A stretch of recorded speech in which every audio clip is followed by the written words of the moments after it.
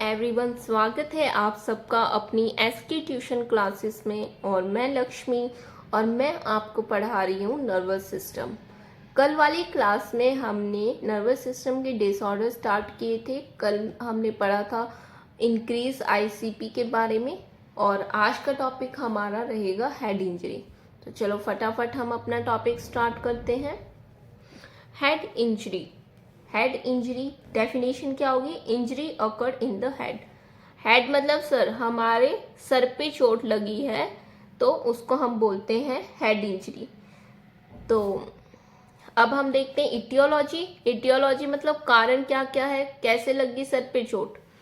RTA सबसे common cause है head injury का। आरटीए रोड ट्रैफिक एक्सीडेंट, कोई एक्सीडेंट हो गया, बाइक ने टक्कर मार दी, गाड़ी से टकरा गए और नीचे गिर गए जिसकी वजह से सर पे चोट लगी। तो सबसे कॉमन एग्जाम में पूछा जाता है सबसे कॉमन कॉज क्या है हेड इंजरी का, तो उसमें होता है आरटीए।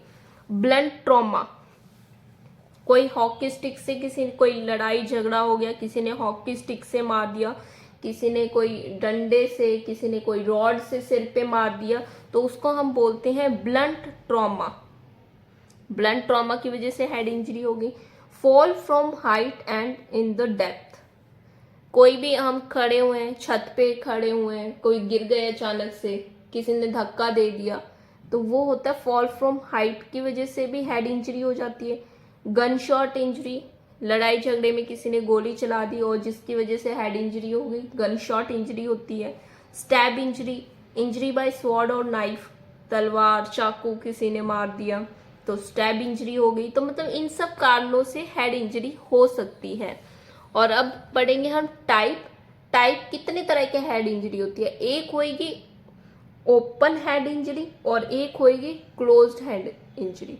ओपन हेड इंजरी में मतलब हमें दिखेगा बाहर से कि हाँ चोट लगी हुई है। क्लोज्ड हेड इंजरी के अंदर क्लोज्ड है मतलब बंद है, अंदर ही अंदर इंजरी तो हुई है लेकिन अंदर ही अंदर है जो हमें पता नहीं लग रही है। तो चलो हम टाइप देखते हैं।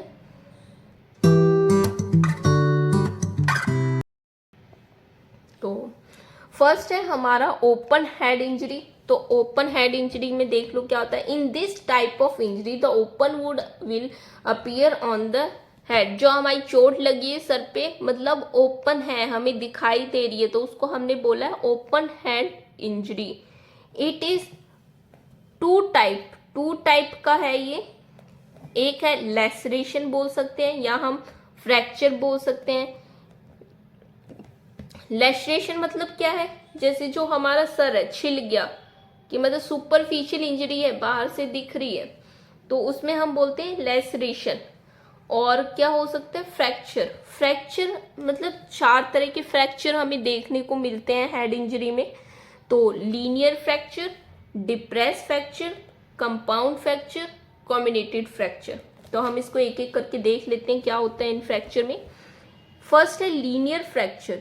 लीनियर फ्रैक्चर मतलब में क्या होएगा, linear in this fracture only line is present, bone part are not separated. Linear fracture में क्या है, सिर्फ मतलब हमें एक लाइन देखने को मिलेगी लेकिन जो पार्ट है, हमारी जो हड्डी है वो डिवाइड नहीं हुई है, वो अलग नहीं हुई है। सिर्फ मतलब हम बोल देते कि हाँ खरोच लग गई है, मतलब हमें लाइन तो दिख रही है लेकिन अलग नहीं हुई है हड्डी। तो ये होता है लीनियर फ्रैक्चर। ये मान लो हमारा स्कल है, इधर मतलब ऐसे थ्रेड सी आ गई है, दरार सी आ गई है, तो ये लीनियर फ्रैक्चर है। ये सारे हम पढ़ रहे हैं ओपन हेड इंजरी के अंदर। Depress fracture, in this fracture the bone is break down, some particular bone are depressed over the brain। इसमें क्या होता है डिप्रेस फ्रैक्चर में, तो बोन मतलब जो हमारी जो सर के बारे में हम पढ़ रहे हैं, हेड के बारे में, जो हमारी मतलब मान लो जो क्रेनियल बोन है तो वो मतलब टूट जाएगी। कोई हमें टक्कर लगी, कोई भी इंजरी हुई जिसकी वजह से वो बोन टूट गई। डिप्रेस मतलब अंदर धंसना, अंदर बैठ गई है, अंदर धंस गई है हमारे ब्रेन के अंदर, तो मतलब उसको हम बोलेंगे depress fracture. Compound fracture, compound fracture क्या होता है, उसको हम ओपन फ्रैक्चर बोलते हैं। Bone part are visible outside, तो जो कंपाउंड फ्रैक्चर है उसमें क्या है कि मतलब जो हमारा बोन है, ब्रेन है, उधर की जो बोन है क्रेनियम, वो हमारी बाहर दिख रही है, स्कैप से बाहर आ गई है, विजिबल आउटसाइड, तो उसको हम बोलेंगे compound fracture. Combinated fracture, in this fracture crush injury occur, bone is divided into many small particle. Combinative मतलब क्रश इंजरी है, जो फ्रैक्चर है बोन मतलब टुकड़ों टुकड़ों में डिवाइड हो गई है, जो हमारी हड्डी है बहुत सारे उसमें पार्ट में डिवाइड हो गई है, तो उसको हम बोलेंगे कॉम्बिनेटेड फ्रैक्चर।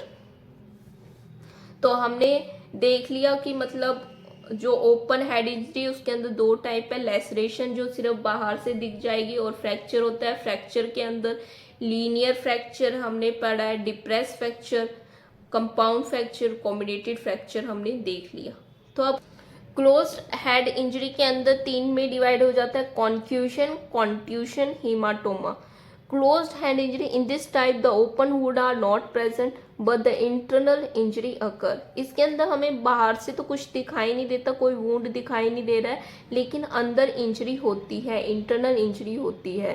फर्स्ट है concussion, it is minor injury, only jerking of brain occur, बाहर की फोर्स की वजह से ब्रेन का हिल जाना।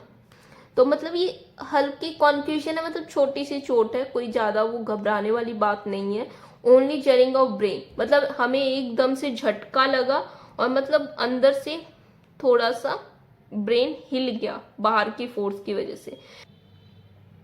मतलब इसमें होता है लेवल ऑफ कॉन्शियसनेस अल्टर्ड, जो हमारी कॉन्शियसनेस लेवल है वो थोड़ी देर के लिए अल्टर्ड हो सकती है।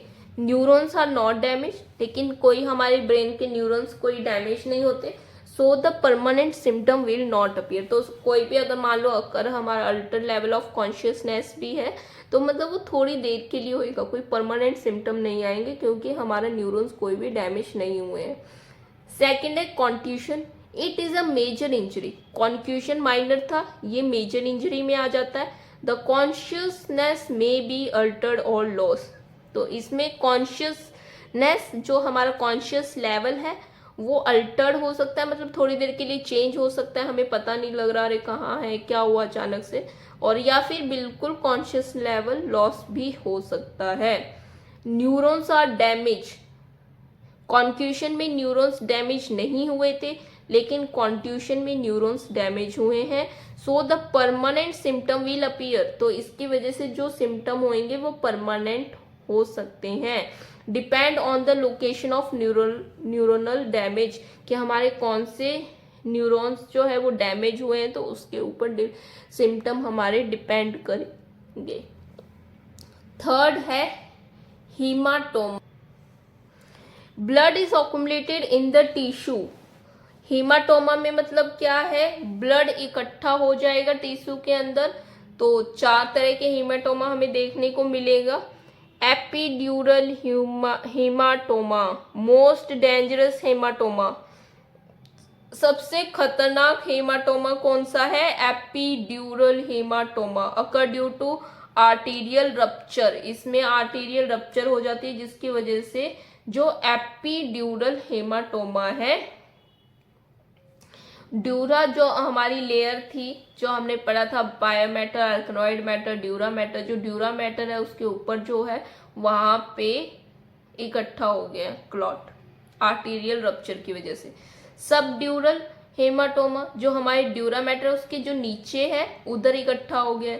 सब आर्कनॉइड हेमाटोमा जो आर्कनॉइड लेयर है ब्रेन की तो उसमें हो गया, उसके नीचे इकट्ठा हो गया वीनस रैप्चर की वजह से।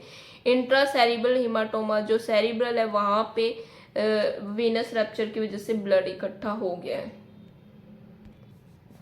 तो हमने ये पहले भी पढ़ चुका है जब हमने इस टॉपिक के बारे में मेनिंजिस के बारे में पढ़ा था, लेकिन अभी हम क्विक रिवीजन देख लेते हैं। तो अंदर हमारा सबसे अंदर ब्रेन होता है और फिर हमने पीएडी के थ्रू याद किया था निमोनिक। तो ब्रेन के ऊपर हमारी आती है पाया मैटर, पाया मैटर के ऊपर आता है आर्कनॉइड मैटर, फिर आर्कनॉइड के बाद आता है ड्यूरा मैटर। तो जो आर्कनॉइड मैटर है उसके नीचे जो स्पेस है उसको बोलेंगे सब आर्कनॉइड स्पेस। जो ड्यूरामेटर है उसके नीचे जो स्पेस है उसको बोलते हैं सबड्यूरल स्पेस, और जो ड्यूरामेटर है उसके ऊपर की जो स्पेस है उसको बोलते हैं एपिड्यूरल स्पेस, और सबसे ऊपर हमारी आ जाती है बोन।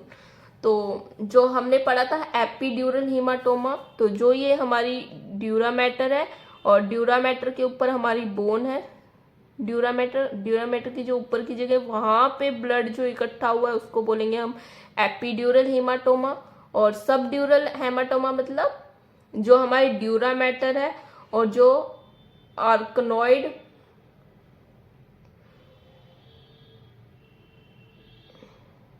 आर्कनॉइड मैटर है, तो उन दोनों के बीच में जो फ्लूइड वो ब्लड इकट्ठा हो गया तो उसको बोलेंगे सबड्यूरल हेमाटोमा। और जो हमारी आर्कनॉइड मैटर है, आर्कनॉइड मैटर पाया मैटर, उसके बीच में सब आर्कनॉइड स्पेस है, वहां पे ब्लड इकट्ठा हो गया तो उसको बोलेंगे सब आर्कनॉइड हीमाटोमा। और जो हमारा ब्रेन है, सेरिब्रल है, उधर ब्लड कोई इकट्ठा हुआ है, कोई क्लॉट बना है तो उसको बोलेंगे इंट्रा सेरिब्रल हेमाटोमा। अब हम देखते हैं क्लिनिकल मैनिफेस्टेशन, हमें सिम्टम क्या क्या देखने को मिलेंगे पेशेंट के अंदर।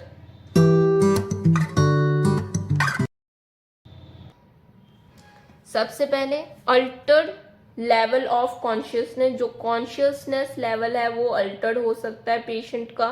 सीजर, चोट लगने की वजह से हेड में, उसकी वजह से सीजर्स आ सकते हैं पेशेंट में। इंक्रीज आईसीपी, पेशेंट का जो इंट्राक्रैनियल प्रेशर है वो भी बढ़ सकता है। अटोरिया हो सकता है। अटोरिया मतलब सिक्रीशन ड्रेनेज फ्रॉम ईयर, कान के थ्रू सिक्रीशन बाहर आ सकते हैं जिसको हम बोलेंगे अटोरिया हो सकता है। Rhinorrhoea, secretion damage from knows के थ्रू जो वो आएगा सिक्रीशन तो उसको हम बोलेंगे राइनोरिया।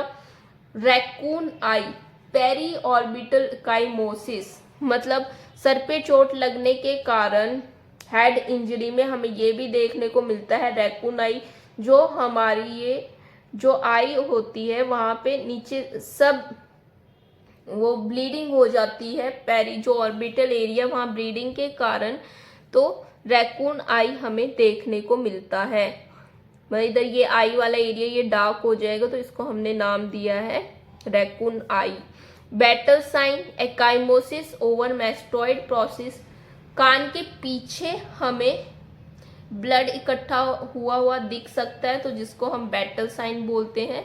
तो इसके हमें सिम्टम आप देख लो, altered level of consciousness, seizure, ICP बढ़ जाएगा, सिक्रीशन आएंगे ईयर से अटोरिया, नाक से सिक्रीशन आएंगे राइनोरिया, ब्लड इकट्ठा हो गया प्री ऑर्बिटल आइस के अराउंड तो उसको रैकून आइस, कान के पीछे थोड़ा सा ब्लड इकट्ठा हो गया तो उसको बोलेंगे बैटल साइन। अकाइमोसिस क्या होता है? सबक्यूटेनियस ब्लीडिंग हो गई है तो 1 सेंटीमीटर से अगर ज्यादा है ब्लीडिंग तो उसको हम बोलते हैं अकाइमोसिस।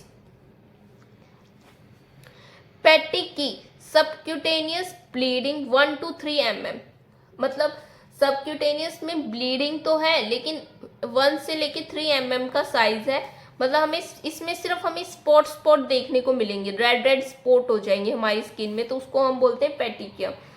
पुरपुरा 4 mm से लेके 10 mm का साइज होएगा, मतलब यहाँ बिल्कुल मान लो डॉट की तरह था तो और यहाँ पे थोड़ा साइज बड़ा हो जाएगा तो इसका साइज होएगा 4 mm to 10 mm तो बोलेंगे पुरपुरा। और अगर 1 सेंटीमीटर से ज्यादा हो गया इसका डायमीटर, मतलब इतना बहुत सारा एरिया हमें देखने को मिलेगा ब्लैक जैसे ब्लड इकट्ठा हो गया है तो उसको बोलेंगे एकाइमोसिस। तो हेड इंजरी में 2 तरह के एकाइमोसिस हो रहे थे, एक पेरी ऑर्बिटल एकाइमोसिस और हमें बैटल साइन जो ईयर के पीछे एकाइमोसिस देखने को मिल रहे थे। तो अब हम देखेंगे कि हमें पता चल गया है पेशेंट को हेड इंजरी है, हमने देख लिया कारण क्या क्या हो सकते हैं, हमने पेशेंट के अंदर सिम्टम देख लिए क्या क्या है। अब हमें पेशेंट का डायग्नोस करना है, तो डायग्नोस में हम कैसे करेंगे? NCCT head, non contrast CT scan. NCCT का मतलब होता है, एक होता है सीटी हेड कॉन्ट्रास्ट स्कैन होता है, और एक होता है नॉन कॉन्ट्रास्ट स्कैन। तो एनसीसीटी हेड करवाने की पेशेंट का, ताकि हमें पता चल जाए सर में मतलब कुछ हेमाटोमा बन रहा है या कितना डैमेज है, कितना ब्लड क्लॉट है, तो वो हमें पता चल जाएगा। एमआरआई करवाते हैं पेशेंट का। सीएसएफ डिटेक्शन, अब हमें पता है कि नाक से सिक्रीशन आ रहा है, कान से सिक्रीशन आ रहा है, तो हमें ये पता लगाना है कि वो सीएसएफ है, सेरिब्रोस्पाइनल फ्लूइड है, कि हमने देखा है चोट लगने के कारण आईसीपी भी हमारा बढ़ जाता है इंजरी के कारण, तो हमें सीएसएफ डिटेक्शन करेंगे हम कि सीएसएफ है क्या। ग्लूकोज एनालिसिस, तो सीएसएफ के अंदर हम ग्लूकोज एनालिसिस करते हैं। हेलो रिंग टेस्ट और बी ट्रांसफेरिन टेस्ट, तो दो तरह के टेस्ट होते हैं, हेलो रिंग टेस्ट और बी ट्रांसफेरिन टेस्ट होता है सीएसएफ डिटेक्शन के लिए। तो हेलो रिंग टेस्ट में क्या होता है, yellow colour concern ring appear on the white gauze piece indicate CSF appear due to protein. CSF appear due to protein, CSF के हमने एक गॉज पीस लिया, इसमें क्या किया, गॉज पीस लिया, मान लो जो सिक्रीशन आ रहा है तो हमने वो सिक्रीशन ले लिया है, जहां से भी आ रहा है, नाक से आ रहा है, कान से आ रहा है, जो सिक्रीशन आ रहा है उसको हमने गॉज पीस पे लिया। तो जब हम उसको गॉज पीस पे लेंगे तो हमें क्या देखने को मिलेगा, अगर वो सीएसएफ है तो जो गॉज पीस है बीच में जैसे ये ब्लड इकट्ठा हो गया और बाहर ब्लड के अराउंड येलो कलर का सर्कल बन गया, एक रिंग टाइप बन गया है येलो कलर का, तो इसका मतलब सीएसएफ है। तो ये प्रोटीन की वजह से होता है। तो ये हम हेलो रिंग टेस्ट के थ्रू हम डिटेक्ट कर सकते हैं कि सीएसएफ लीकेज है। B transferrin test, confirmatory test for CSF detection, तो इसमें हमने जो भी हमारा सिक्रीशन है उसको हम लैब में भेजते हैं, तो वहाँ जो टेस्ट होता है उसका नाम होता है बी ट्रांसफेरिन टेस्ट, उसके थ्रू कंफर्म होता है कि ये सीएसएफ है। तो हमने देख लिया हेड इंजरी हुई है, कारण क्या क्या है, पेशेंट में सिम्टम हमें क्या क्या देखने को मिल रहा है और हम डायग्नोज कैसे कर सकते हैं, अब हमने सब पता लगा लिया है। अब हमें करना है मैनेजमेंट, और तो मैनेजमेंट में हम देखते हैं कि दो तरह के मैनेजमेंट होते हैं, मेडिकल मैनेजमेंट, सर्जिकल मैनेजमेंट, और लास्ट में हमारा आता है नर्सिंग मैनेजमेंट।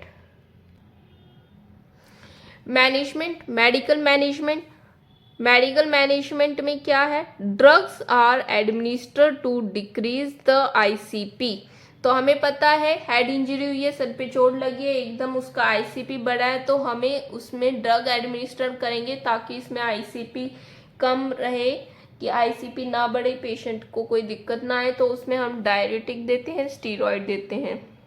तो डायरेटिक में आ जाता है मैनिटोल, एसिटाजोलामाइड, स्टीरॉयड में आ जाता है डेक्सा भी बोलते हैं, ये इन्फ्लेमेशन कम करेगा। सर्जिकल मैनेजमेंट में क्या आएगा, मान लो एपिड्यूरल हेमाटोमा हुआ है पेशेंट में, immediate surgery should be performed, in this case ligation of vessel is required.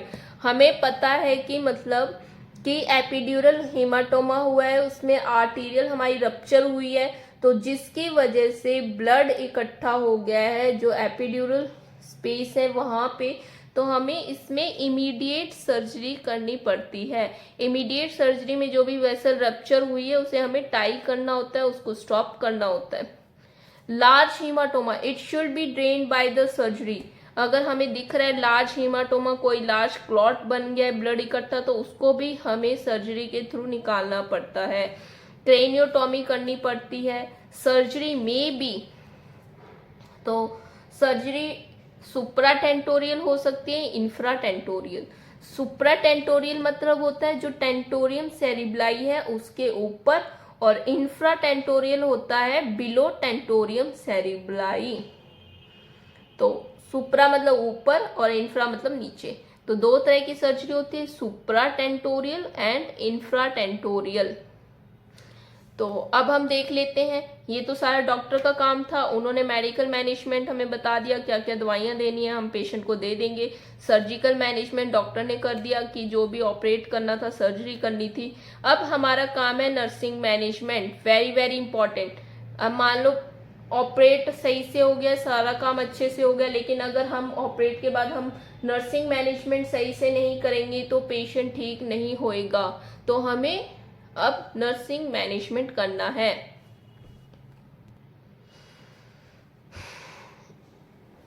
First, maintain patent airway. Head injury का पेशेंट है, सबसे पहले हमें उसका एयरवे पेटेंट करना है।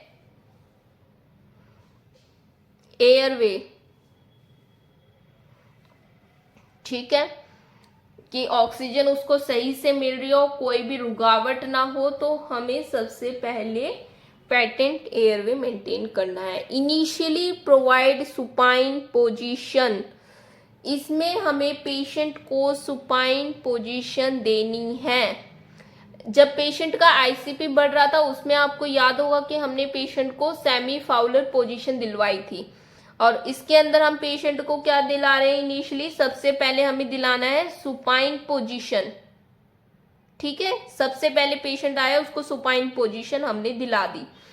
If the spinal cord injury is not present then the head end of bed can be elevated 30 degree.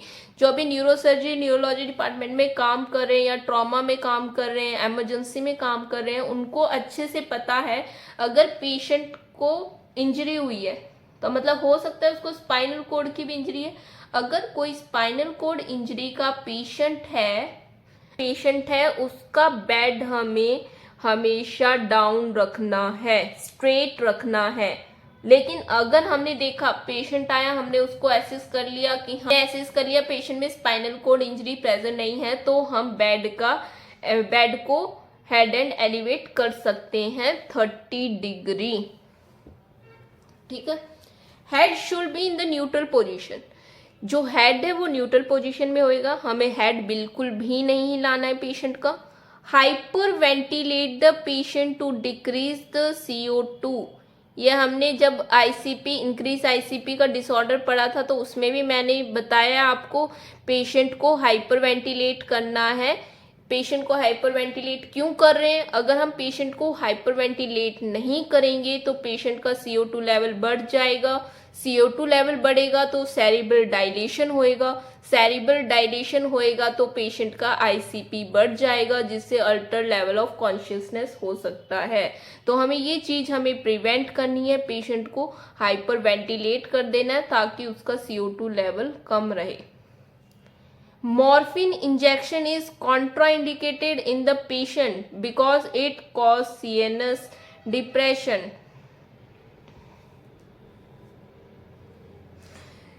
जो very very important है, ये हमारे पास जो पेशेंट आए हैं हेड इंजरी का, हमें इसमें मॉर्फिन इंजेक्शन कभी भी नहीं देना है, क्योंकि जो इंजेक्शन होता है ये मॉर्फिन ये CNS डिप्रेसेंट करता है, तो ये सेरेब्रल नर्वस सिस्टम को डिप्रेस कर देगा और जिससे पेशेंट के प्रोग्नोसिस पुअर हो जाएंगे। तो ये कॉन्ट्रा इंडिकेटेड होता है मॉर्फिन इंजेक्शन।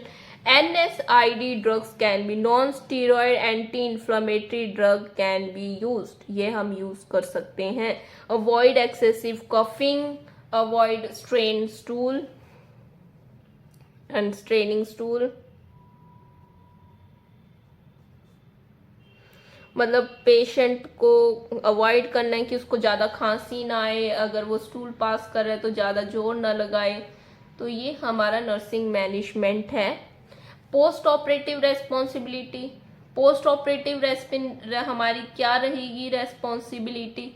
ये तो ऑपरेट हो क्या है, provide lateral position toward the unoperated side. Patient को हमें लेटरल पोजीशन दिलानी है, मतलब साइडलाइन पोजीशन हमें दिलानी है, जो साइड ऑपरेट नहीं हुई है उस साइड की, toward the unoperated side. सुप्राटेंटोरियल surgery और इंफ्राटेंटोरियल सर्जरी हमने पढ़ा था। सुप्राटेंटोरियल जो होती है वो अबोटेंटोरियम सेरिब्लाई होती है, इंफ्राटेंटोरियम सर्जरी होती है वो बिलो टेंटोरियम सेरिब्लाई होती है। तो इसमें भी इम्पॉर्टेंट है, अगर सुप्राटेंटोरियल सर्जरी हुई है तो हम बेड हेड एलिवेट कर सकते हैं 30 डिग्री तक, और अगर इंफ्राटेंटोरियल हुई है सर्जरी तो उसमें हमें फ्लैट रखना है बेड। तो ये एग्जाम में पूछे जाते हैं कि एक, या आपको इसमें रीजनिंग क्वेश्चन पूछा जाता है, आपको कंडीशन दे देंगे एक पेशेंट आया है उसमें हेड इंजरी हो रखी है और फिर उसका डॉक्टर ने ऑपरेट किया है सुप्राटेंटोरियल सर्जरी, तो उसमें आप बेड एलिवेट करोगे नहीं करोगे, कितना डिग्री एलिवेट करोगे, तो ये आपको पता होना चाहिए। Okay, thank you. आज का हमारा हेड इंजरी का टॉपिक यहीं कंप्लीट होता है। आप इस टॉपिक को अच्छे से रिवाइज कर लो। अगर आप इन टॉपिक को बार बार रिवाइज करोगे तो आप बिल्कुल भी नहीं भूलोगे। रटने का कुछ भी नहीं है, सारी चीज़ें समझ के करनी है। सिंपल पॉइंट्स में मैंने आपको नोट्स बना के दिए हैं जो आपको डायरेक्ट याद करना है। Okay, thank you. Next class में हम नेक्स्ट डिसऑर्डर स्टार्ट करेंगे नर्वस सिस्टम का, जो कि एपिलेप्सी होएगा। Okay, thank you, bye.